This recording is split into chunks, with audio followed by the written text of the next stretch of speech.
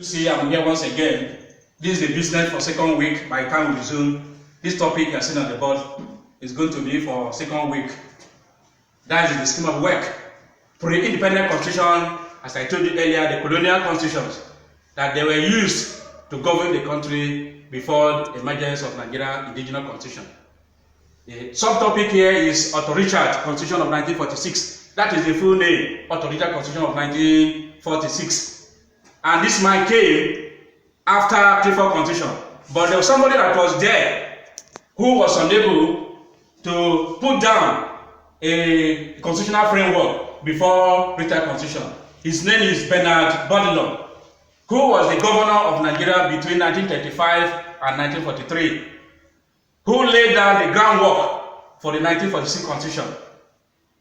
He persuaded the leaders of the northern Nigeria to realize the benefits of joining the southern leaders who are in the Legislative Council in Lagos. His proposals could not be implemented before he left Nigeria. Unfortunately, he was not able to govern Nigeria with any constitution. He continued with Clifford Constitution until he left.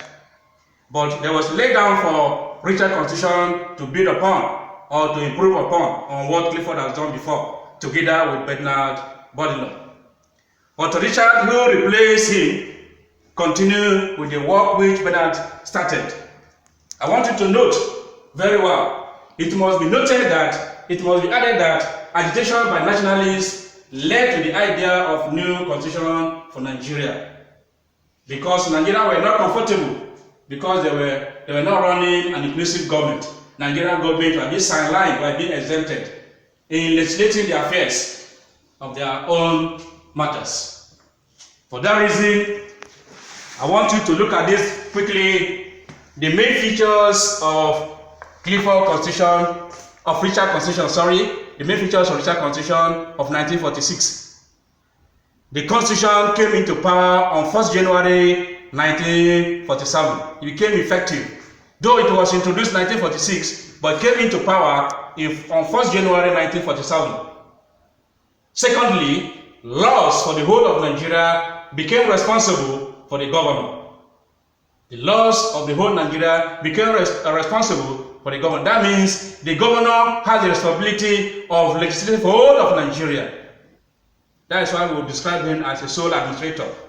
For your information, aside that, from the governor, there were 44 members and 28 unofficial members that formed the majority in the Legislative House. I've told you the equivalent of Legislative Council today is the National Assembly, that are saddled with the responsibility of making laws for the whole country.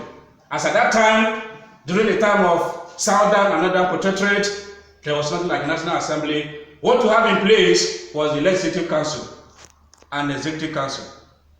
Then the Northern region had the House of Assembly and House of Chiefs on their own. Despite the amalgamation of Southern and Northern Protectorate, they were operating differently because Richard emphasized much on regionalism. He operated a regional government.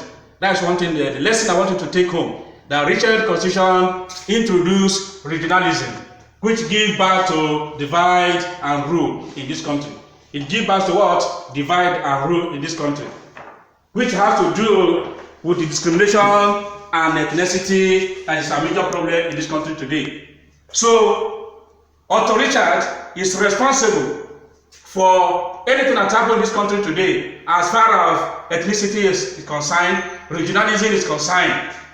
It nourishes or rekindle the hope of northern leaders to operate on regional basis, despite the amalgamation of 1914.